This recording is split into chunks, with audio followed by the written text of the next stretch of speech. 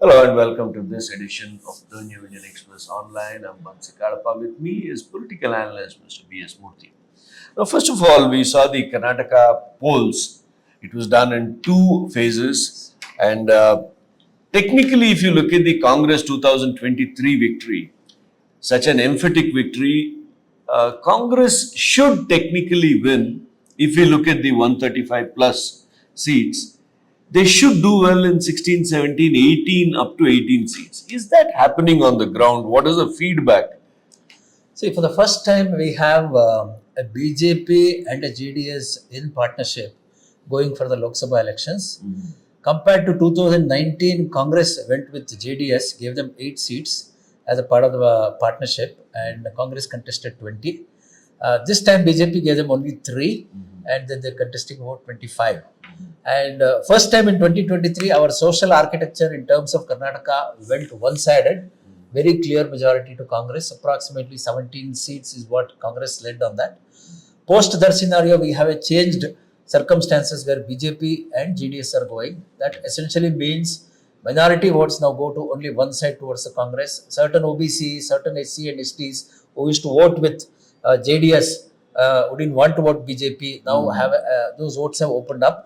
So essentially that means that there is a certain visibility in terms of advantage to Congress. But on the other side, if you see the partnership of BJP and JDS, if you look at the vote share point of view, they look big. As a partnership really worked on the ground at the booth level between the leaders, the coordination between the leaders at the local level is yet to be seen. That is the million-dollar question here, whether the coordination between JDS and BJP leaders worked in approximately 8 to 10 constituencies in South Karnataka. That is the primary question which is still unanswered. We would know when the votes are counted. Absolutely. This is in spite of Mr. H.D. Kumaraswamy and the BJP leadership writing letters, speaking to the cadres, trying to address this issue time and again. In spite of this, this is the point you're making. Exactly. All right. So when we look at the Congress and BJP's internal assessments, Congress internal assessment is giving them only 12 to 14 seats. BJP's internal assessments are not giving them more than 18 seats, their own internal assessments. So, how do you really look at this? So, will it be 12, 16? Because Congress sure of 12. Some seats are touch and go. So, both these internal assessments are not giving either party that sweep of 20 seats or like BJP won 25 seats. So Exactly. How do you look at that? I think this time close to maybe about 6 to 8 seats have become unpredictable simply because change in social architecture, change in algorithm in terms of the caste algorithm which has been put into place that way. And essentially it's a 1-to-1 scenario in all the seats now. Congress itself is unable to say in 6 to 8 seats whether they are winning or losing. It's a very similar scenario for BJP as well. I think most of them have clarity for about 20, 22 seats. I think about 4 to, I would say 6 seats are still unpredictable as we sit today. So it's almost like a photo finish. It could go either way. I'm speaking about Mysore, I'm speaking about Mandya, I'm speaking about Kolar, I'm speaking about a few other constituencies where both the parties think that they have won, or both the parties think that we might win or we might not win scenario. So this has been one of the enigmas. Nobody has been able to understand these 6 to 8 constituencies because there has been a big change on the voter behavior visibly seen this time. For example, again, Dakshin Kannada for first time, BJP's confidence has not been to the extent that they used to have. That was a seat they used to win by 2 lakh plus margins. This time, BJP leaders themselves say they win with less than 50,000 votes. That essentially means you don't know what's happening on the ground. Absolutely. Also, when we look at a seat like Davangere, Congress was almost sure of winning this seat. But then the independent candidate who contested, nobody is sure how many votes he's got. Because if he's got about 50, 60,000, then the voting pattern could be in a certain way. If he is polled more than 1 lakh, then we don't know. So I think both seats, we have this big rebellion, one in Shivamogga with Ishwarappa and second with Davangere. He was a Congress ticket aspirant, G.V. Vinay Kumar, but then went on his own. But eventually, when you look at on the election day or the post-election day observations, looks like the dent that what he was expected to make has not happened to that extent. I think it would be lesser than 50,000 or 40,000 votes that he is expected to poll. So in that case, it's still an open scenario, not to the extent of the damage that one would have expected for Congress. I think it's a very similar scenario back in Shumaga, where initial trends were saying Ishwarappa might poll about a lakh or a lakh and a half votes. That is not happening. So any dent Ishwarappa is also doing is minimal to BJP there. Okay.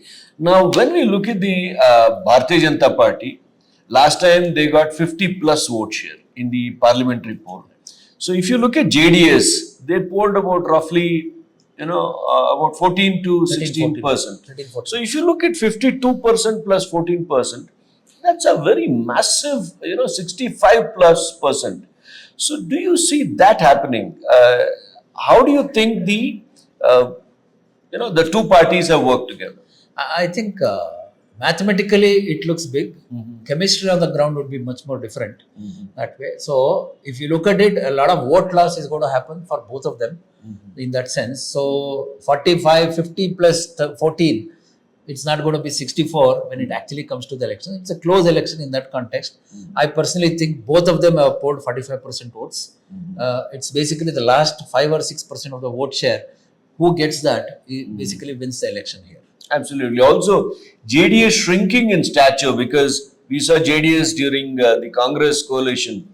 They bargained and got 8 seats. They were actually looking for 10 plus seats. But Congress then restricting them to 8 seats. This time again they were looking for a larger number, but they have been restricted to 3. So are they shrinking in stature? I think it's by default now that they're not even a regional Karnataka player. They've become a fringe player. So I think it's a question of matter of time before JDS gets themselves phases out. Any political party which polls less than 15% of the votes becomes irrelevant. I mean, if you look at the previous history of the parties which have polled below 15, it's a matter of time before they get phased out. I think JDS seems to be on that path. And it was sheer desperation on their part to just accept only 3 seats. Absolutely. When potentially they would have easily got anywhere between 5 and 6. And they had 3 to 5 strong, contestable, winnable seats on their own. Like they let it go. For example, Mandya was there, Hassan was there, Tumkur was there, Chikballapur was there, Kolar was there. These are all the seats where JDS had phenomenal strength. They had their cadre, they had their starting from booth level to a panchayat level to a assembly level. They had even Bangalore rural district. Bangalore rural for that matter. I think it was basically an acceptance of what I would say a minor partner, not even a junior partner. It's an irrelevant minor partnership is what JDS has accepted in this election along with BJP for whatever the reasons best known to them. Okay. Also, infighting in the Bharatiya Janata Party, we have seen never before. For a party that always says they're a disciplined party, we've not seen this kind of an infighting on this scale that we witnessed in Karnataka. Exactly. I think this groupism is unheard of. At least, it's hush-hushed. It's always behind the scenes, never before the audience. This time, I think there have been multiple camps in Karnataka BJP, which invariably has affected ticket distribution. For example? Ticket the BSY camp. BSY camp and BL Santosh camp. I think for their one-upmanship, they have sacrificed one of the fundamentals of ticket distribution, which is social engineering. In the North Karnataka, there has been zero social engineering done by BJP, close to about 14 seats. Okay. So that is going to hit them in a big way. So I think it's the game of one-upmanship. Typically is going to cost BJP the North Karnataka seats this time much bigger than what it was earlier. Congress also saying that they seek to do better in North Karnataka as against South Karnataka. So possibly in the coming days, once the results are out, do you see that affecting, because just now North Karnataka has got a raw deal. Party president is from South Karnataka, DCM is from South Karnataka, in fact they are the same person. CM is also. Chief Minister is also from South Karnataka, southern region. So, important portfolios in the cabinet all held by South. North, of course, gets a raw deal. So, do you think if post polls, if the party does well, they get a greater say in the state? I think that should be the logical and the natural thing to do. And Karnataka's any development indicators even today, wherever we've been lagging, is primarily parts of North Karnataka, that's Kalyan Karnataka and other areas. I think better representation, better portfolios to leaders who come from there, or the party cadre which has come from there. I think a major focus to push is required. I think this would be necessarily the drive which would make that happen. Honestly, I believe that would be, there is a strong case in that scenario for North Karnataka to ask for more for themselves, and which I personally think they should do it. Because Ishwar Khanda is holding forest, ecology, environment. The other very senior leader, H.K. Patil, who used to otherwise hold the RDPR or some heavy portfolio, he's been given tourism, law and parliamentary affairs. In fact, they want to make him speaker. And so some heavyweights from North Karnataka could then, now ask for a greater share. This has been the moot question, because on 4th, in the next few days, that will be the big issue that the Congress will have to deal with. Also, the second question is, suppose the UPA does well in Delhi, then they will ask for a greater representation in the prospective ministry also. See, there is one opportunity in the event of UPA coming to power. I think this would be, I would say, a great opportunity for the state of Karnataka itself, simply because the better representation in terms of cabinet could be given to North Karnataka people, which was never done in the last two scenarios. We hardly had anybody except Prahlad Joshi. A state like Karnataka used to earlier get 3 cabinet positions in the union. 2 more, at least about 4 to 5 ministers, we have had history of them. In this case, for example, I think starting from Mallikarjuna Kharge to various others, we had easily about 2 to 3 people in the cabinet. With heavy portfolios, including that like railways, like your thing. Now currently, we have Nirmala Sitharaman, who is not from Karnataka, but goes from Karnataka, sits in finance ministry. So we have Rajiv Chandrasekhar, who is not from Karnataka, goes from Karnataka and becomes a minister. We rarely see a native becoming a minister so that he can bring in the benefits. And Prahlad Joshi is law and parliamentary affairs, not much to do with the development part of the region that he comes with. Cool. If it was a railway minister, if he was an infrastructure minister or highways minister, the contribution could have been much more. This is where I think the North Karnataka has lost out in the last 10 years. In the scenario of UPA coming to power, I think these are the corrections that needs to be done. All right. Now, social engineering is one area that parties could have paid more attention to, especially the Bharatiya Janata Party. Because if you look at the social engineering, they've gone largely with Lingayats, they've gone largely with Vokaligas, some amount of Brahmins, and the reserved category which nobody can avoid. So how do you look at that? I think this is the first time BJP has botched up social engineering in ticket distribution in Karnataka. A massive blunder, which in the event of their defeat could be one of the primary reasons. The entire North Karnataka seats of about 14 seats have been shared only between Lingayats and Brahmins. So none of the other OBCs have been accommodated, whereas none of the other OBCs and women have been accommodated, whereas Congress went to the extent of giving a general seat to an ST candidate in Chikkodi, a first of its kind in Karnataka. And overall representation among the BCs, backward caste and OBCs, have been relatively better with Congress. Idigas have got about 2 tickets, whereas BJP never gave ticket to Idigas. They gave one this time. So I think this social engineering has been the better part of the Congress ticket distribution strategy, which seems to have gone to its advantage this election. Because when we look at social engineering, it is like an ocean. There is so much you can, so much of space, so much of scope. So where could, now that Bharatiya Janata Party is looking at possibly an overhaul post June 4th. So they are looking at building the party in a more tangible way. So where could they work? Social engineering. Who do they need to represent more? Is it only just the backwards? I think about last 2 decades, a major outreach done by BJP was towards the backwards. Forwards were always there with them. Backwards was one. The outreach practically for about 10 years, it was able to convince a section of the backward class that, they are better for them. With this ticket distribution, that perception is fundamentally gone.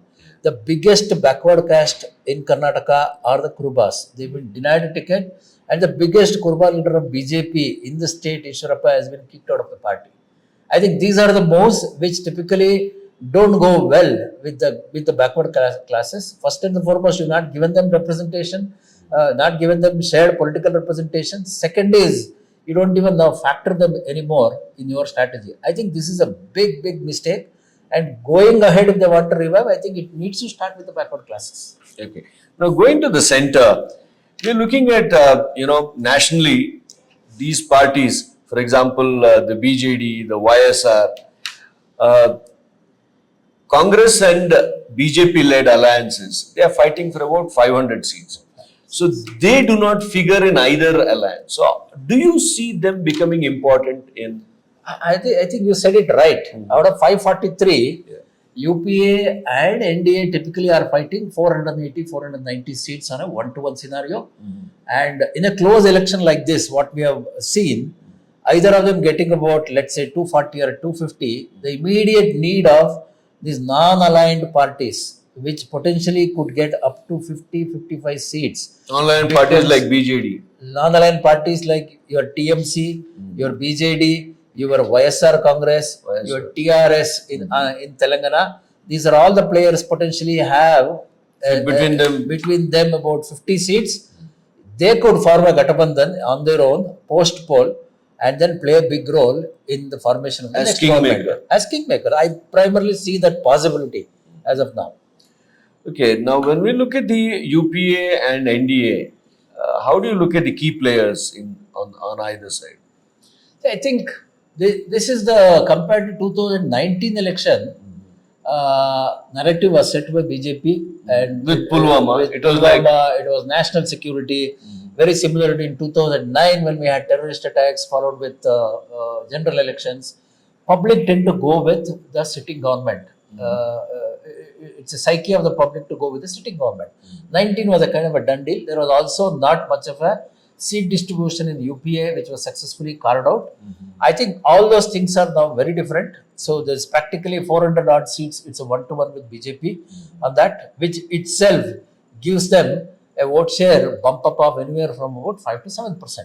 So I think it's a very even fight. And after 2 terms with NDA, there is always a fatigue factor among their own voters saying that, well, the undecided voters that who voted for 2 terms, I think are likely to vote on the other side this time. So I think BJP in any sense is, I see a distinct impossibility for them to go up anywhere from what they are already holding on to right now. Or difficult to hold on to the numbers they already have right now. So this talk of 400 par and all that, 370. 400 par, looks like now it's a bad idea on part of the BJP. It's good to... Because it is looking ridiculous, because nowhere do the numbers add up to 400. Nowhere you add up and you confuse, and also you send a wrong signal, followed with a number of BJP leaders saying that we get 400, we change constitution. That has actually created alarm bells among the lower sections of the society saying that whatever the benefits that they've been getting out of reservations and other things might get affected with BJP getting 400. I think that in fact, a key senior Maharashtra leader also pointed out that one of their key losses in this election would come with BJP going hard on 400 par. Looks like now it is a mistake. It did not look like a mistake when they coined it. Looks like post 6 phases, I think that was a mistake. Absolutely. So thank you for joining us with all those details. There it is. Political analyst Mr. B.S. Murthy with his take on the 24 general elections and what it means for Karnataka. With camera person Alan, this is Bansi for the New Indian Express Online. Thank you.